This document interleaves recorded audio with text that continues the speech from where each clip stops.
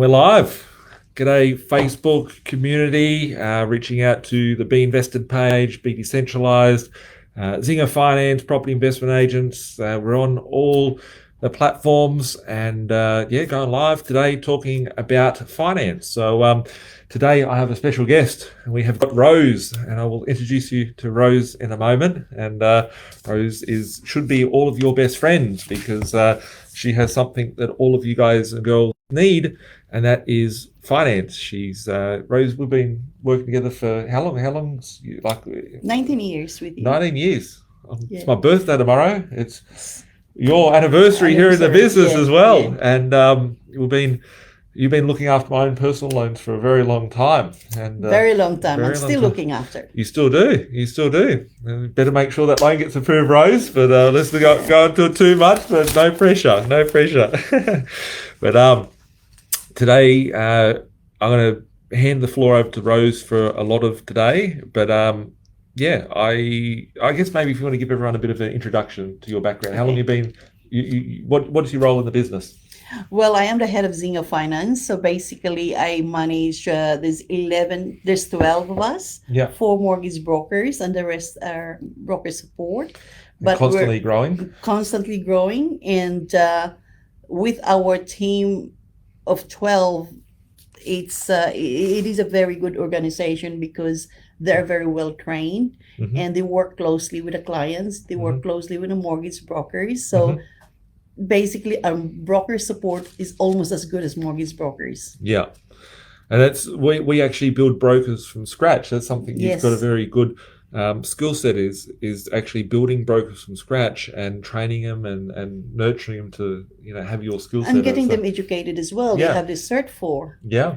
So they're just not they're well trained. They get their cert for and workshop with a lot of lenders. Yeah. People say, how can you buy 20 properties in the current market? How can you buy 10 or 15? Finding the properties is half the equation, but if you have no money, you can't build the portfolio. So that's why the team is so important. We see people's loans that come to us every day that are screwed up. They're cross-collateralized, all the bad things that happen to hold them back from being able to build that nice portfolio. And you and the team make sure that everyone gets on that right track so they can get, Well, the biggest hurdle we always encounter is servicing. And I know you always said, how much can I borrow, right? That's the biggest issue. As I said, we have borrowers that were, the bank said no, and then come to us and we're able to help. Yeah. Now, knowing what is out there helps us, help the client, because there are some brokers would even not know where to put the loan. Exactly. And I guess it comes down to, I've spoken a lot about property strategy over the years with what we do, but most importantly, having the strategy to acquire the property is one thing, but having a debt strategy to accumulate the debt, which lenders to go to, how to position yourself to the lenders, how to make yourself attractive for the lenders to give you more money, how to get your equity out quicker. They're all questions. I've actually got a list of lots of questions here today to ask you. I think no matter how much you wish to purchase more and more investment, right? Now, if your servicing is an issue, your loan structure is an issue, that you'll go nowhere. Yeah. I mean, the finance is very important in getting you there if you wish to purchase more investment properties. And when you say about finance, we need to educate you as well as to how we do things, because helping us will help you too. Yeah. Now, can I start now? I was going to go into something to start off with. I was just introducing you. So, we'll let's just, we've got some people joining in. So let's just do a little quick run over some news to start off with, and people like when I start throwing the paper around, so I'll do that. I go like this. I'll just whoa. I'm just going to go through one news article today. There was lots of things to talk about in the news this week. One of them was about crypto and crashing of economies and what's happening out there. I'm not going to touch on that today. I wanted to, but most importantly, we have got a new Ponzi scheme. This news article here says the coalition announces new super home buyer scheme in final days of before election. So, is it the 50,000? Yeah, the 50,000. So I always find it interesting, right? We know what a Ponzi scheme is, right? It's a Ponzi scheme. It's like fake, right?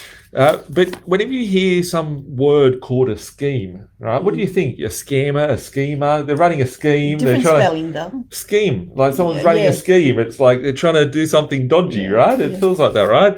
But they literally put it in plain sight. It says here the super home buyers scheme, right? So if we look at it and we think about what we've seen over the last few years, we've seen the JobKeeper scheme, we've seen the interest rate job saver, we've got the job maker, cash booster, we've got all of the grants that we've been seeing over the last few years, the home builder scheme, right? And what caused the market to go up was all of these schemes, right? And if we think that all of the markets are a scheme, we've got the party keep going on. So 2 weeks ago, they pushed interest rates up for the first time. We've talked about that extensively in our videos. Now we're seeing markets crash, right? Whether it be the stock market crashing, a lot of shares out there, major shares and stock players have gone down 60% in the course of just this year alone. We're seeing crypto crash, everything's imploding. The property market's still quite strong, but that takes a long time to play out. There are some bargains out there, but some of the markets, it's only like a few markets which are very tough to service into, which we'll quiz Rose on a little bit later, that I'm seeing are getting stuck. Some markets are very aggressive still out there. If you're looking at a 200, 300 grand purchase, those markets are very few and far and are very, very active. But all of these schemes, they've just killed the markets. They're starting to see them crash, and they're now building new schemes to prop the market up. From the superannuation, though. Well, so was the scheme. The government didn't really put in money. Yeah. It's from your own fund. But it's free money. Everyone will take it. People, they take 10 grand. They just go out and get 10 grand. They go, I'm doing it tough at the moment. I need 10 grand. And the next thing they've got a new car or a new doodad. So this 50,000 is really purely for the first home buyers. Correct. Yeah. So what that'll mean is that if someone needs a 10% deposit, and they've got $50,000. They've got to, so all the pent up demand for those lower end properties, like a 20% deposit, 50 grand's a 20% deposit on a $250,000 property. If this goes through, it's just another scheme, right? And it's interesting, right? Like everyone thinks they're the best investor in the world, and everyone thinks that they've bought the best property. It has nothing to do with the property. It has nothing to do with the market. It's got to do with all this stimulus that they're putting in there. So they've taken away liquidity. The markets are all starting to crash.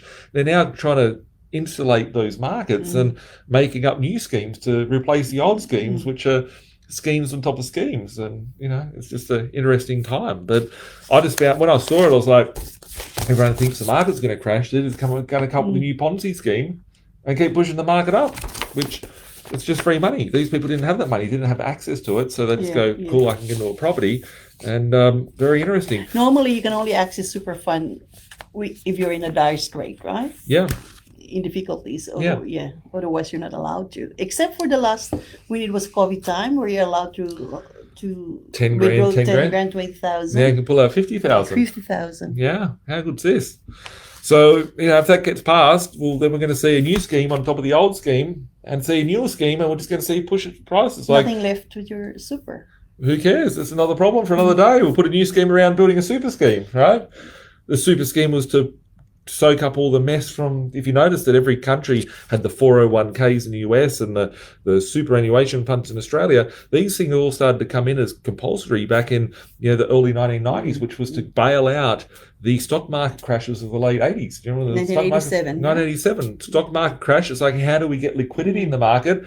We will start building new financial instruments and products inside. And then suddenly now we've got the Sleazy, whatever his name is, Albert Sleazy, with Scammo over here. We've got Albert Sleazy saying, well, we'll take 40% ownership, right? And that's, straight out of the New World Order sort of booklet of you'll own nothing and be happy. They'll just go your halves in it and they'll create a bigger Ponzi scheme. So these prices, people think, oh, house price is going to crash 40%. I'd love to see that, but it'd be really exciting. Like, you got no idea how excited I'd be if the prices went down. I'd be buying. But there's really nothing in the market, though. There's no stock. There's no stock because people don't want money. They've got cheap credit. They just keep buying, and there's just human cycle. Like, I'll get a loan. So most people, and we'll throw this away. Ooh, there we go. Had to throw it at some point.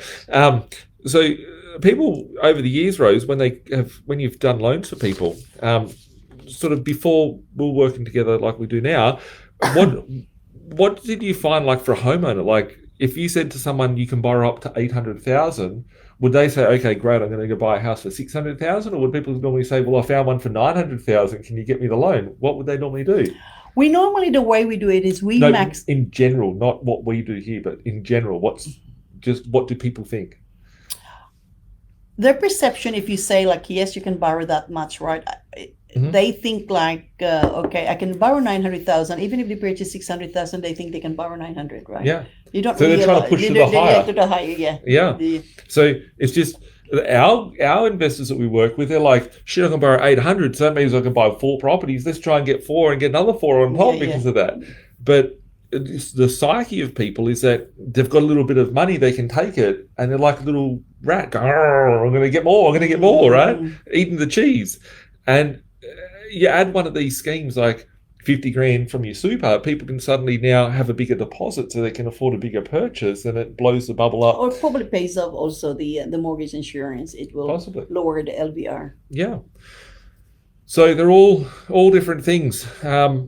Interesting. I would like to know the mechanics of it, though. They haven't really, like, the qualification of it, Yeah, I don't know. There's so many schemes out there, Rose. Like, I see them on a business front as well. Like, there's so many of them, so many good ones out there. They just hand out money. They're printing money faster than ever, and it's really exciting. But talking about printing off money, we love printing money for people and getting them loans and all that sort of stuff. It's I'll leave the show over to you today, Rose. So I've got some questions here and whatnot. I guess maybe the first thing, if you want to talk about the loan process, like how you should do it right. Like today we want to talk about like the 10 sort of most important things that you, as an investor or someone wanting to get a loan, the 10 most important things you need to know about mortgage financing. What would be the ideal process from start to finish? Like, what should people be? Ideally we do the fact find, right? Looking at your objectives, your goals, and then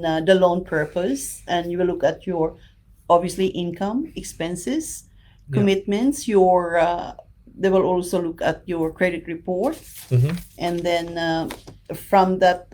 Credit report is very important as well because it gives you a good picture if the bank would lend you. Normally, the score of 600 is, it starts with 600. Below 600, we don't. It's a bit of a problem. Yeah. So all these things, right, makes up to if the bank can lend you the money. Yeah. Now, income, obviously, we look at like, if you're PAYG, base income, if you're self-employed, your financials, and in your commitments, if you have credit cards, how many children do you have? Yeah. That's, very HEX, for example. So when we do the loan process, it will take us like 35 hours to do it. Okay. That's 35 hours, wow. Yes, from the process from the start to the end. Yeah. So the way we do it, if it is a purchase, we do the fact find, looking at the servicing, which lender we're going to put in, and then provide you also with the compliance and say, these are the products out there. There are 3 comparisons, right, to justify what we have recommended. Yeah. And then you look at the credit codes, what interest rate we're giving, the charges, the fees that are, involved in this particular loan. And then once you're happy, you get signed this compliance, then we do our loan application. Yeah. Now, some of you guys... Sometimes you have a credit card, you think like, I get a credit card, I don't use it, I don't need to declare it. Now, the Equifax tells you everything, how much you have. So when we do the application, bank look at it, then we get the exception. The bank said, he's got a latitude. Yeah. Credit card. Oh, he has this, he has that. I said, we didn't know anything about that. Yeah. So we go back to you again. I said, hey, you get a credit card, but I don't use it. It doesn't matter because potentially you will use it, right? Yeah. So if you don't use it, we advise you to close it if servicing is an issue. Yeah. So sometimes we do the debt consolidation because servicing is an issue. We said, okay, what about if we pay off this card? Yeah. And then So- also, if you're looking at which bank to use, there's different banks which have better, outcomes. Servicing. Yes. Servicing. So some might service better than another bank, but then if you're trying to get your equity out quick smart, you may not be able to get the equity out for 12 months because the valuation model or how they would service your loan might be that you'd be stuck for 12 months or 6 months to So get that. you have to compare with purchase and refinance as well. Purchase, most likely 95% or 90%, it will come up, the valuation will come up the same as the purchase price. Yeah. Now with the refinance, this is like we look at the banks, right? They do a lot of desktop valuation, curbside valuation, model estimate valuation, or full valuation. Now, if you look at the desktop valuation, it's a better one because then it's easier. Like you don't have to make an appointment with the tenants. Yeah. And curbside valuation is just drive through. Yeah. They're pretty quick turnaround. And if you have a full valuation, though, that stays on your file for a year, is that right? If you have a full val, it stays there for six months. If I go back to the bank and says, I want it revalued, we still have the valuation 6 months ago. We will use that valuation. So we have to be more strategic and say, hang on a second, we just did 6 months of valuation that will stack up, right? That will remain. So we need to find a different lender. Yeah. So most of us would know how this bank operates, right? CBA, ANZ, NAB, Westpac, those 4 lenders, they have this desktop evaluation. If you go to second year, most likely it's full val. Full val, yeah. And I guess it's understanding how the back end of the bank works because we want the bank to give us all their money and write us all the loans. So we need to be able to position ourselves as a good upstanding citizen to be able to get that loan. And so normally we do, right? If the client allows us in our recommendation, if it is a purchase, okay, let's start with second year, first MAC, PEPA, and they can do full valuation. Yes, valuation stack up same as the purchase price. 3 months later, if you need to harvest the equity, we'll bring it to the 4 lenders because they can do desktop valuation. If there is a desktop valuation, most likely it must have gone up because normally with the properties you recommend are undervalued. Yeah.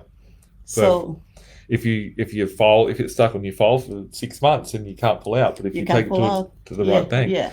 So the life cycle of the loan that you get today may not be the loan that you end up with in a year's time. It's just a matter of getting that loan established and then being able to go and harvest the equity, which if you're spending 35 hours on a loan and then you're having to go back and spend another 35 hours to rewrite the same loan, it's a lot of work, and a lot of brokers don't put in that time, effort, energy and love that we do. And that's, I guess, why we have our investors getting such large portfolios is because of the hard work that your team we don't really give up on clients, right? As I said to you, we have, like, for example, today we received some goodies from a client appreciating what we do, and that one was she went to NAB and she couldn't service.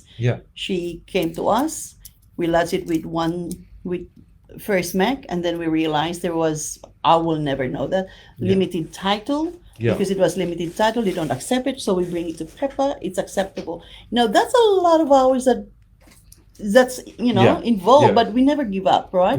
We still push it until we get the loan and approved. And they're a happy camper. They got their loans. Exactly. Most people just say you can't do it and that's it and see you later. Yeah. So what would be the best way for someone that's watching this tonight to be able to go, hey, how can I improve my position for the bank? How can I, borrow more money? Is there any sort of... I think basically, generally the income versus expenses, and also it is also very important that your credit commitment, the way you handle your credit commitment, right? Your credit commitment could be like, okay, how do you manage your loan? How do you manage your credit card? Even Optus. How do you pay on time? Now, these are basic things that you can control. And if you can't, then you end up with a second-tier lender, and because you have an adverse credit file, then you end up with a higher interest rate. So managing your credit commitment and also expenses, bank has access to your bank statements, right? They'll look at it and they'll look at the first 3 months. Oh, there are expenses. This is higher expenses. Yeah. So the hem will go up, right? Yeah. No, it pulls down your ability. So yeah. all the things like eating Uber Eats all the time, pulling Overeats, out cash at the pub, yes, subscriptions, subscriptions. I holidays. think holidays. Hang on a second. Who is it? Hello. Should gotta. I thought it's urgent, right? Sorry, because it's like 3 times call. Sorry. Rose thinks she's in a meeting. She's like, "Hey, we're on live, Rose. We're on live. Oh, sorry, forgot. That's all right. All good. Yeah. Everyone loves the authenticity. People in here saying that they love you, Rose. So you get lots of love here, and saying that you're the boss. So okay, where was I? So commitments, right? Yeah. Okay, let's look at Equifax, for example. Yeah. Equifax, there are things that you need to look at. Now, your score has to be 600. Yeah. Less than 600, you don't touch it. Yeah. Now, the lack of, we have the account repayment history you need to look at, right? Yeah. And how often you apply for loan. Yeah. Now, we do apply a lot.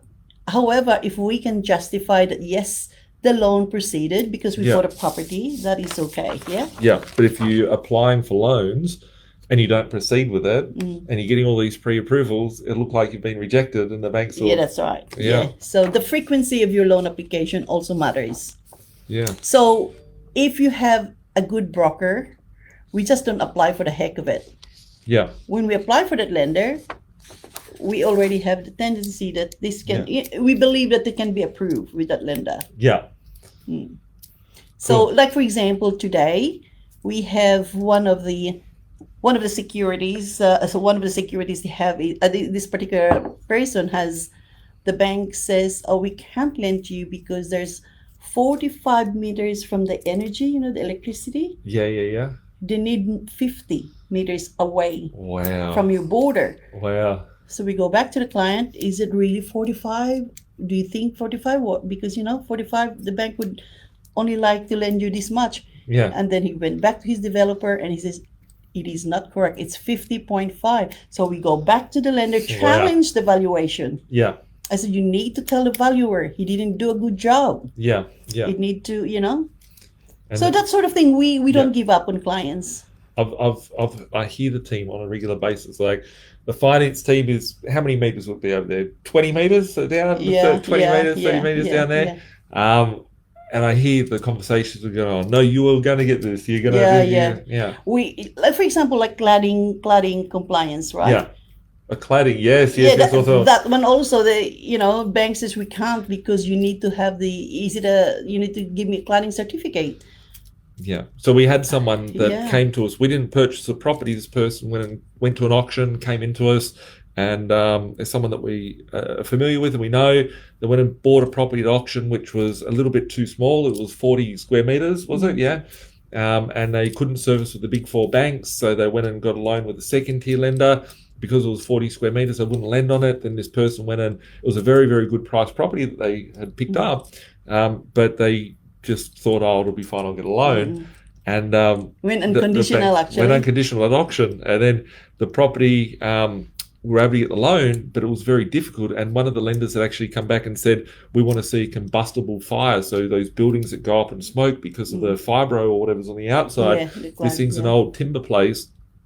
It couldn't have it was so old, it would have been way before that. And so we have to challenge the valuer. So we don't just say, this valuer is crazy, eh? Yeah. And then we have to get our BDM involved and they help us make sure that this can be approved. Yeah. So as long as we believe that this loan gonna be approved, we'll try to make our best to ensure that this can, But when this is the thing that I've noticed, right? So Rose said beforehand about exceptions, and the exceptions are as if you haven't lodged it right, or if there's things that are missing from the file. As a broker, you will get down. You'll be like marked poorly along the brokers, right? You get bad scoring. Rose, something that you came of recently, which a lot of people don't realise. You're one of how many brokers that are a platinum? 70 platinum. 70 platinum brokers in the country. Rose is one of them.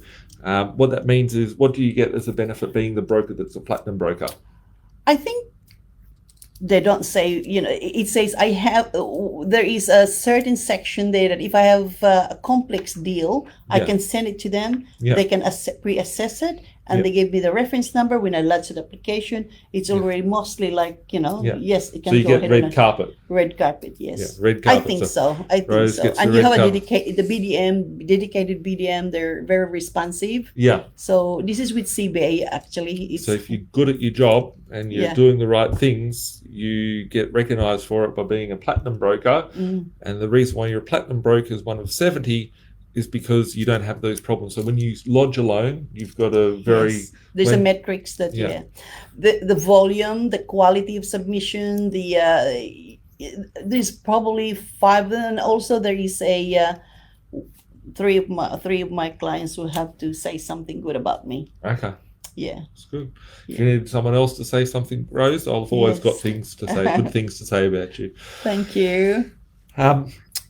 How would someone, number 4 here was, how would someone buy another investment property? What sort of things can people do? Look, we are the finance people, right? You do your own diligence in buying investment property. So all we can do is guide you in terms of, no more than 40 square meters, no less than 40 square meters, because, you don't have enough deposit. Doesn't mean that you cannot borrow, but you might need more deposit because...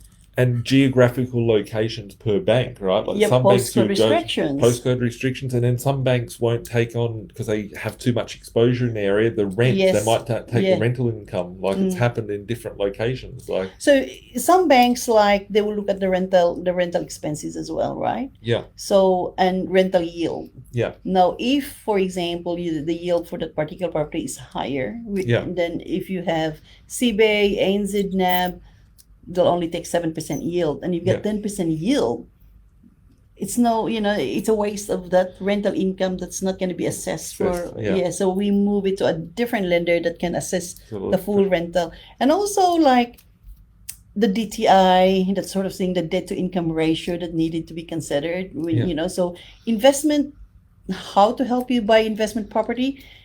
Let's give you a guide in terms to postcode, rental yield, and I see a lot of people that you've bought on over the years that have bought properties that never even had any money to start off with because they had equity in their house, and they might have bought their house for 600 grand 5 years ago and it's worth 1.2, it's doubled, and you've got 400 grand of equity, 500 grand releasing the equity. We call it harvesting the equity. So I often see this one, right? When I come on board, I go, hang on a second, you get a loan of 600,000. Why there? Is some of these are investment.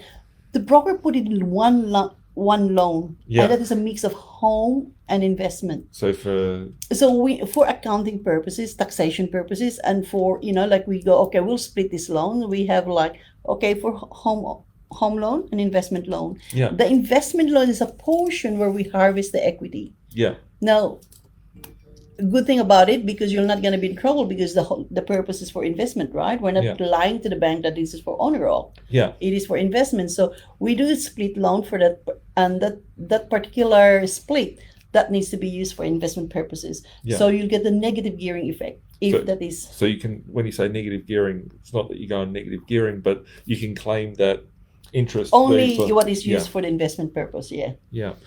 And how frequently could someone pull equity out? What's the earliest that you've seen someone pull equity? And I know that your team always get angry because I'm let's go get it out, but how quick? Well, if we go from one bank to another bank, could be 30 days, 60 days. 30 days. So you buy a property, 30 days. Possible.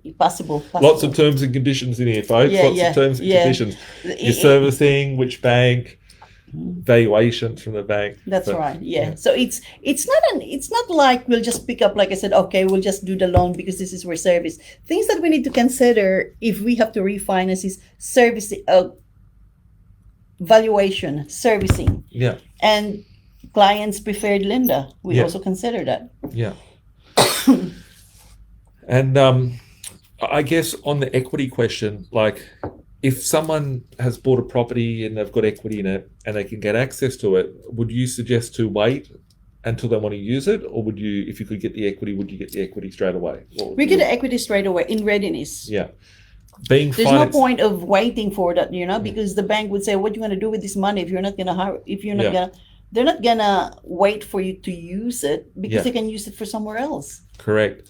But if you have bought a property, a lot of people think, oh, well, I don't need to use a valuation now. I can get a valuation later when I go pull the equity up. But when they're doing that, the valuation might change. It may be lower. Its servicing might get a bit tighter. Your circumstances may change, right? So we always, at that point, right, they said, okay, you get this equity, you can release this much. You can also go purchase another property for this much. Would you go ahead with it? Yeah. What I guess the mortgage sort of assessment tools, like from your side, do lenders assess you differently if you have 20 properties or 50 properties, or how do they look at you when you get to that level? Some people say it's easier, some people say it's harder. I always think it's harder. The more that you got, the harder it is to get the next one. But obviously, because your debt, once you get to that stage where you have so much property, you have so much investment properties, your debt gonna go up. Then they look at the DTI, right? No, there's no point of going to that bank if once it's after 7, they don't wanna. There will be a lot of narrative that you need to explain, right? So we can go to another lender. That has, that doesn't have DTI clause. There's no cap on, Because that was a question people had, the debt to income ratio. Yeah. Someone said about this. Where are we? Someone said, "Oh my God, Rose, such a freaking rock star." Rose knows everything. It was awesome. Where are we at? A lot comes down to debt to income ratio, which is the DTI that you're talking about. So how would someone get around that? How would someone get through? The DTI, we can't get around it in terms of if that is the policy of that particular lender. We can get around it if we go, like, say, for example, First Mac, they don't have DTI thing. You get the Pepper, and they're very competitive, 3.04. Interest rate probably go up now by 0.25 since they increase. However, they're still a lower rate compared to some of the lenders. The only thing that we don't do, the only thing that's downside with second tier is because you have to pay for the valuation. And it's a full valuation. So it's a full val. So purchases is really good with the second tier because normally the val comes the same as the purchase price. We move you back to the main lenders later on. So, question everyone always asks: interest only versus principal interest, and obviously these are no financial advice, so everyone should look at their position differently. But if it is for investment purposes, the reason why we recommend obviously interest only if you are an investor, interest only, because the difference between, say for example, you have a 300,000 loan at interest rate of 3%, right? There is a difference of P&I repayments and interest probably around 515. So interest only maximizes your cash flow, cash, right? And also maximizes the tax benefits. But if you don't have any other commitments, sure, you can do P&I. But if you have extra money, doesn't mean because you're in interest only, you can still pay more if you wish. You have the option, so you're not contracted to it. Where once you're contracted, if you've got 10 properties and you're paying off an extra $50 or $100 a week, that's $500 or $1,000 a week that you're paying, which you could use towards your next deposit, use for lifestyle expenses or whatever. And reality of it is that when you've got let's say you've got $100,000, you want to pay it off your mortgage, you got a question, like if I'm got 100,000 in my bank account and I can pay off my loan, all I'm doing is saving 3% worth of interest rate. Could I invest that 100,000 into something greater that's going to give me a greater return than 3%? So as an investment, for me, paying off my loan is the most worst investment ever, because I could get a greater return than 3% or 4% or whatever the interest rate is by putting into something else. How, like, a lot of people want to know how property valuations work. Like, is there any pointers that you can it is a system generated, right? So there is a desktop valuation, curbside, full val. Now with the lender, most likely the main lenders, they use desktop valuation only because they have enough data to be Yeah. able to come up with the Yeah. market value of this property. The curbside, obviously, they go drive through, and then you get a full val. Yeah. Now, some lenders, if it is an 80% LVR, it's a purchase price, they rely on the contract of sale. No Yeah. need for val. Yeah. So I have one at the moment, says CBA, for example, if you look at like, okay, I want this valued, it just says you're only required to use contract of sale. Yeah. Provided there is no cashback on that, Yeah. There's of no, course. yeah. The people bumping up the contract, which Yeah, is illegal. yeah.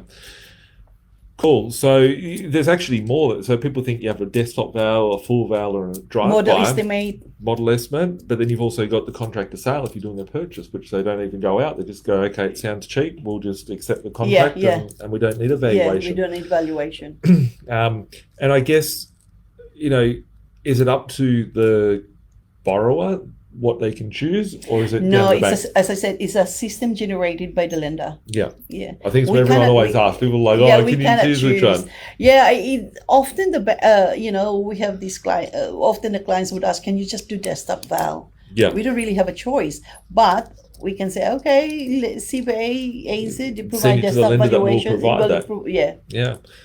Imagine that if we could choose the valuers, that would be dangerous. That'd be great, but Full val is also good if you have done a lot of renovation on that Yeah. property. depends on the situation, Yeah, which everyone yeah. needs to look at. So I think having, the overall plan. That's I know that you've got investors that have got 20 properties, 25 properties, 30 properties in their portfolio. Like I know there's one that comes to mind quite regularly. It's got like 20 properties in like 6 months. And you can still build those large portfolios, because some people think it's impossible to build those portfolios. Oh, But there's nothing impossible. There's no. yeah, There's always a possibility, right? it's a matter of having the right team. That's The right team, right the right people. brokers, the right people, the right questions, the right questions. the right setup. On the Yes. setup, I speak to so many people on a daily basis which come to us and say, hey, I can't buy anymore or whatever. And I just know from the first conversation that their broker has screwed them over by cross-collateralizing. So there's a few things that are really bad. One is when a broker fixes the interest rates for 2 years. Yeah. Generally, if someone has fixed their interest rates, your broker has suggested to fix the interest rates for 2 years. What are they doing, Rose? Well, I think they just want to secure that property. You don't move. Some brokers The commission. make sure the commission that, because Yeah. what happened if your loan stays within it stays for 2 years, you don't get a clawback. The commission that the bank paid you, You have to pay it back. you have to pay it back if you have to refinance within 2 years. Yeah.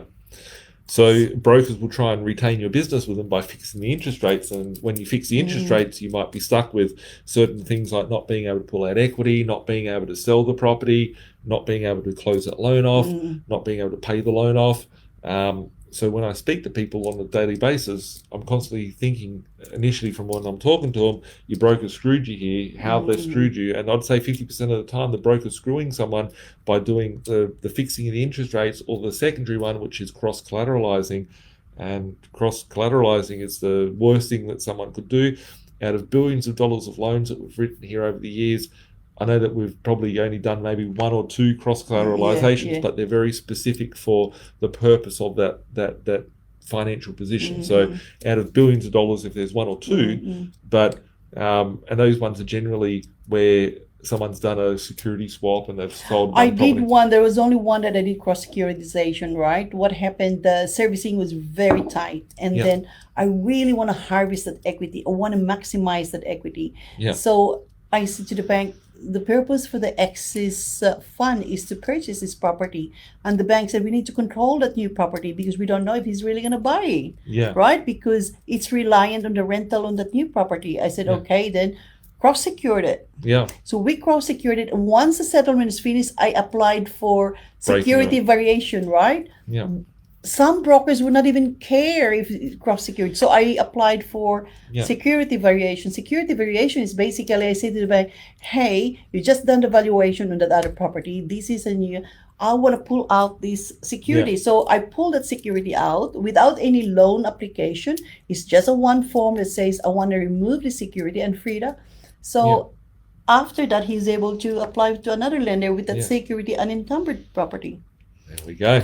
So yeah, so I think if you believe that this loan can be done, it Yeah. can be done. 99.9% of the time, it's not across securitized. No, so cross security. Exactly. I mean, cross securitization, that would be just like a headache, especially towards like if you want to sell this property or refinance the property. Yeah. It will be, difficult. It's stuck. Yeah. Yeah. Yeah, it's all stuck together. Cool. And the credit score, like we talked about the credit score beforehand. Is this one to share or Yeah. not? Yeah. You This can't is show just- it or no, there's no can't name. show it. Yeah. Let's not show it because it's got their No might have a names, number. no It's got a names, number. no. It's got a number on it, so we won't share it. Yeah. But So basically, as mentioned, the score key contributing factors is a lack of consumer adverse information. Like for example, like you have not paid bills, for example, Optus, electricity goes into that yeah, report. comprehensive credit reporting. This comprehensive credit reporting, and then you have also the account repayment history. Yeah. Now, some banks don't rely on the comprehensive. Yeah. They do it manually. Mm-hmm. Liberty, for example, they don't rely. They can. I said, do you do comprehensive report? No, they don't even. They'll only pull out if you have a default. Yeah. It's only that's they become adverse. Okay. But performance or commitment or the way Yeah. you handle your commitment, it doesn't come into equation. So it'd be more lent off the security itself rather than Yeah. They still do this thing, but only if there is a default. Okay. Now, some lenders, it's not only the default they look at, they also look at like, you have a credit card. How Yeah. long did you pay? Did you pay within 90 days or did you pay Yeah. on time? That sort of thing, right? Yeah.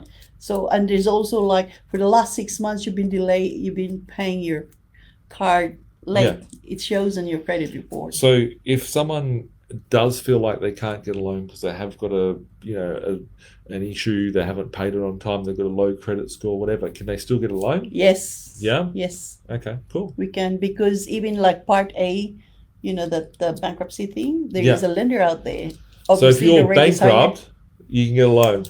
if it is been Discharged? discharged. Okay. Yeah. Okay. If you've got a bankruptcy on your file, you can still get a loan though. Yeah, if it's been discharged, There we go. yeah.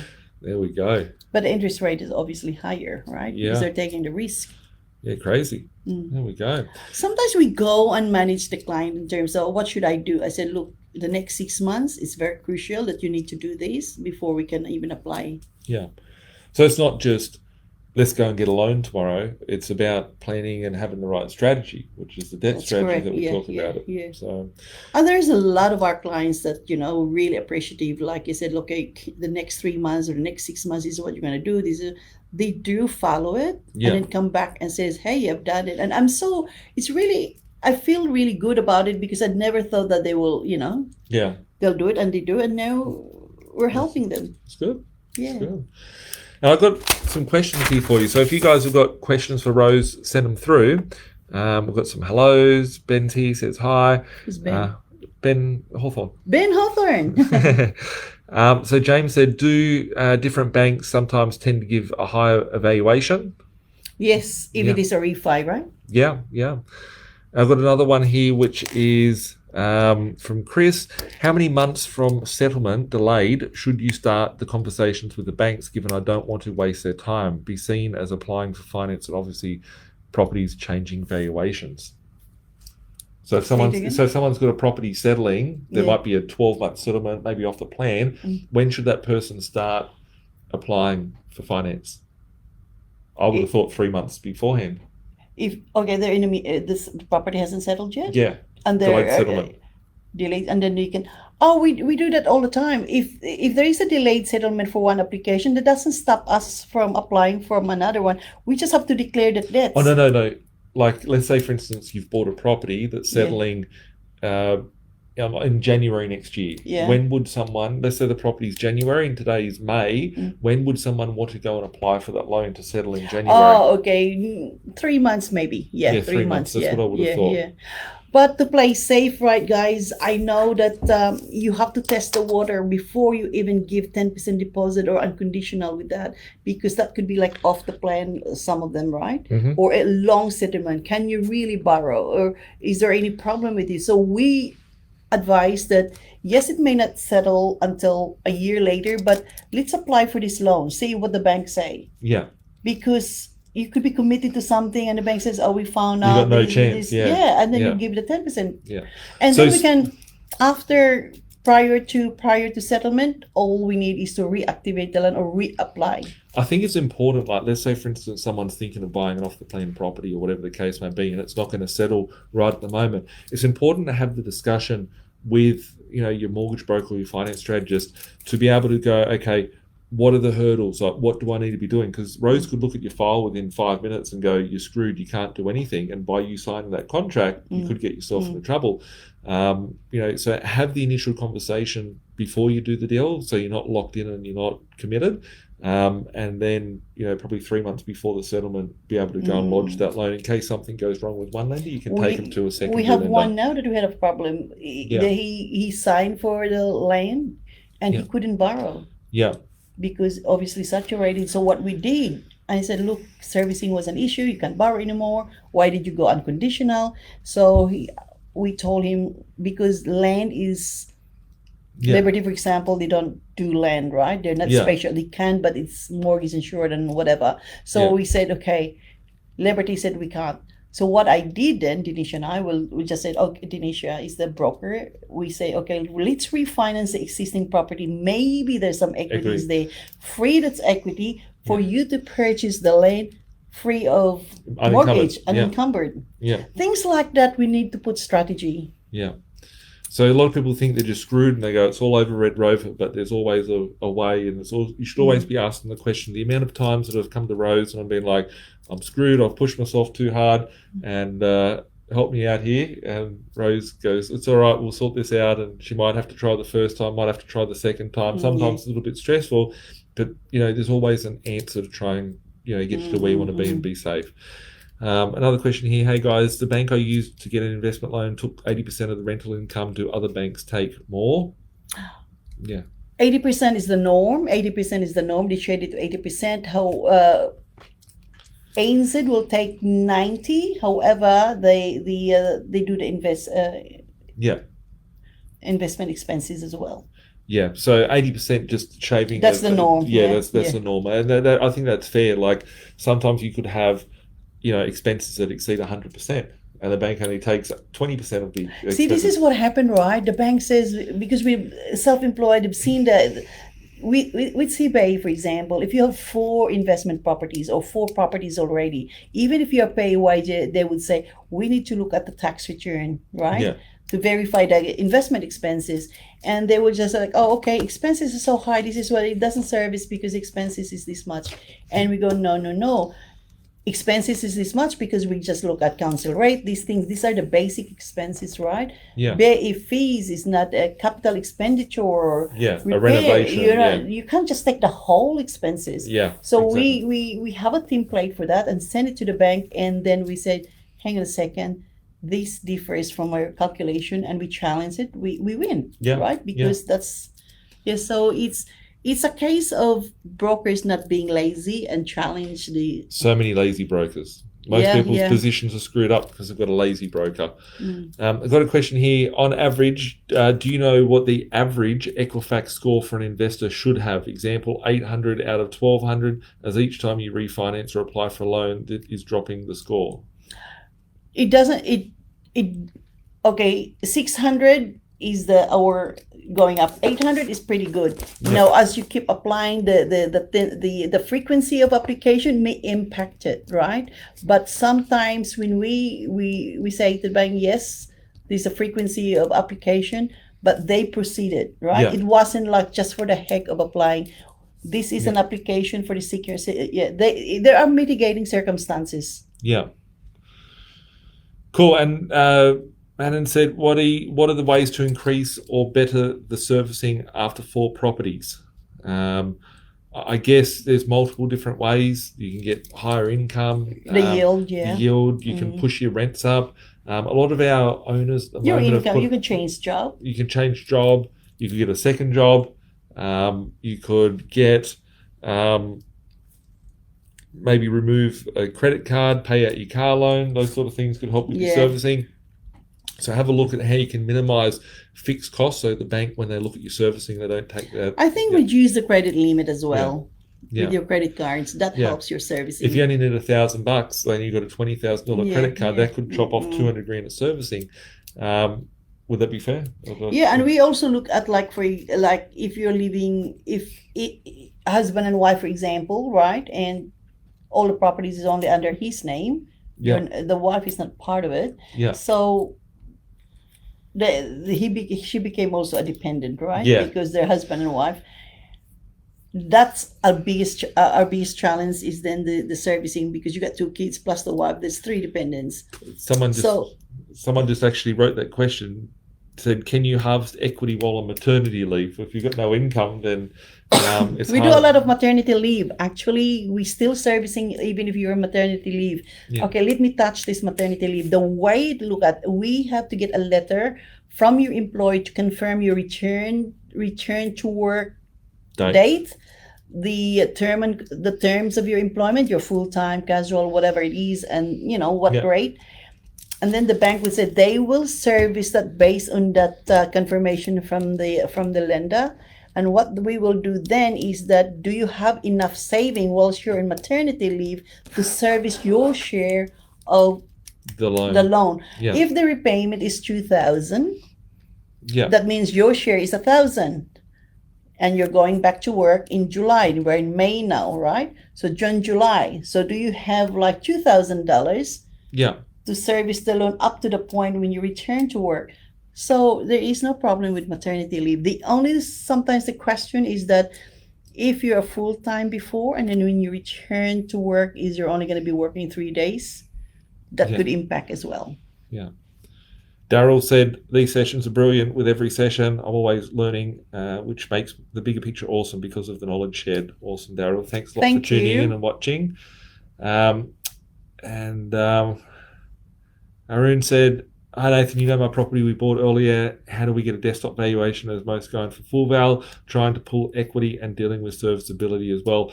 What I would suggest is, I think you've been using your own broker. Maybe we can workshop it with Rose. If you can send me an email just regarding that property, so I remember it after our live today, because as I get off this live, I've got phone calls to make and lots of things to do.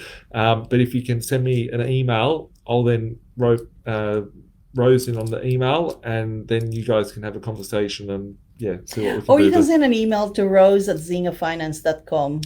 There's actually in the description of the link here, they can do that, and then they'll just be going to you and you'll have to book it in. But there's actually in the description of this video, on the side, wherever you're watching this from, there's a link that you can book into your calendar or into the team's calendar. Just click on the link and you can book in a meeting with Rose and the team at Zinger Finance to see, what we can do with your position. So Peter's already onto it, so maybe just have a chat with Pete about it. So already 2 steps ahead.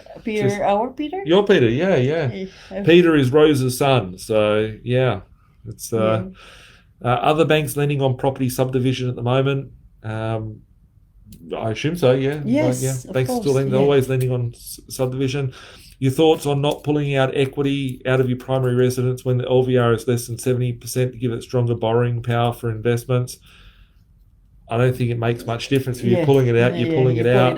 If you've got equity in there, if I've got equity in my property, I'd be wanting to pull it out as soon as I can to be able to redeploy it into other investments. On that note, I wanted to try and keep this video to an hour or less than an hour. I've had strict instructions to do that, so we're just under an hour. I've got one more question here. I'll read that out, and then we will be calling it a night. Andrew said, I've always dealt straight with my bank loan manager, but it seems like I've got to call her 10 times to get her to do anything, but I've never been knocked back. Would you recommend I should go to a broker, Newcastle, permanent? So with it, very, very simple way of explaining that is just backing off what Rose has mentioned tonight. Not one bank will get you to the whole road to get to where you want to be. Gone are the days where you go, okay, the bank manager is going to be able to support me because everything's done offshore, and some banks run it from Manila, some are in Bangalore and India. They're run globally. You've got teams of people. It's not that person's just the bank manager, the salesperson to sell you loans, and after you get to a certain point, they can't really help you anymore. So you're not the top of their priority. They're normally very excited to be able to get your business and sign you up for the first, but not one bank will get you to your end goal. If you think that you're going to get one bank, you're going to get a very short journey. It's important to have multiple banks and to understand which bank's going to help me get to my goals. If they're supporting you, deal with them. If they're not supporting you, move on to the next bank. Would that be the fair thing to say? Yeah, that's right. I also like to, maybe in the next, this one is really good. I like the interaction with my client or, prospective client, the community. Yeah. I think the next feed, I would suggest we will do the actual scenario, right? Yeah. If you're, look, because you guys, you're already seasoned campaigner anyway. Yeah. So we'll say like, okay, there are actual scenarios. We don't mention names and everything. We say, we have this deal, blah blah blah. This is how we approach. Maybe you may be able to relate. It could be you. It could be same scenario as you have. Yeah. So let's do that. Let's put a little note. Yeah. If Carolyn's watching this, make sure that we can do another Facebook Live and do full working scenarios of and how maybe to some improve suggestion as well from them, like what topic do they want. Yeah, cool. I think they'll leave that from their questions in here. Yeah. Andrew said, do you look after investment loans on self-managed super fund? Of course. That's what we do. That's what we do here. It's MSF, So speak to Rose. Nikki said, big refi and revalue coming up. We are going to buy another couple of this year. Another 2 later on this year. So that's awesome. And let me know when you're ready. You've got lots of equity there, and I think that you can do lots of cool stuff as well. Scott said, what is with the hair, man? I've been growing. It started off as a mullet, and then I started growing in a rat's tail, and I've gone too far, really. I've gone too far with the rat's tail. So thought I'd see how long it goes. Every time I go to the hairdresser, I'm like, I'm going to cut it off. But you don't need a hairdresser now. I can just do it a pair of scissors. No. I'm like, I've gone too far. I'm never going to grow it again. I just thought I'd grow it. I always thought it'd be cool to grow something on the back of my head. So it looks stupid. No one likes it, but I don't know. Actually, it's cool. It's cool. It's a bit different. No one has one. In a world of politically correctness, submissive, controlled, totalitarian, fascist society that we live in, it's it's good just to be different and be me. Yeah. The last couple of things before we go, Marcello said, awesome. Thanks, Nathan Rose, for always being able to share his knowledge. B.Invested team and Zinger Finance are the best. Thanks for tonight's live. Thanks, mate. And Jules said, welcome. Whoops, we've got Siri here. So everyone's calling Rose tonight. Like, your phone's I know. Should have put it on silent. I forgot. That's all right. Sorry. We're almost finished, Rose. It's all good. Got to ask, do you do commercial loans? Yes. Do loans for everything. So why wouldn't we? That's why we're called Zinger Finance. Not because we've got red flames around us, but we do things uniquely different. And, that's what we do. On that note, guys and girls, I just want to thank you all for tuning in and having us in your home or wherever you're watching us from on your Tuesday night or whenever you're watching this. Make sure to tune in next week, same place, same time, 7 o'clock, Tuesday night chats. If you do want to chat with Rose or any of the team members at Zinger Finance, follow the link in the description and make sure that you have a chat. Book an appointment. That's what it is. Book the appointment. It's just the book of the appointment in the thing. So it doesn't cost you to have a conversation. And there are 4 brokers there that you can choose. Yeah, there's brokers that you can choose. They've got different, backgrounds and skill sets and different experiences. If you need help, you know where to find us. Click on the link below. Book in your meeting. As you can see, Rose's phone has not stopped tonight. She's even taking calls in live. No, because what happened, I tell my clients, you can call me up to this time, right? And I don't like not to answer. Yeah, well, there we go. Call Rose whenever. And but we'll catch up soon, guys. Thanks a lot for watching. If you've got any further questions, flick them through and make sure to book in your meeting with Zinger and have a chat with the team. So we'll as I said, there are 4 brokers there. They are all good, and besides, I'm always with them, right? So you're not disadvantaged with any of us. I literally do emails to my clients at 2 o'clock in the morning, 3 o'clock in the morning, like I'm working around the clock, do, whatever. And I see Rose hopping in. She's like emailing stuff, sending stuff over. 2 o'clock, 3 o'clock. I've called Rose at 2 o'clock in the morning, but like, hey, we need to get this sorted. And we're plus always the weekend. And the weekends. So the team are committed, and that's why we get results. And that's why we get large portfolios. So we'll catch up soon. Keep being awesome, and I will see you next Tuesday. Bye for now. Thank you. Bye. Good night.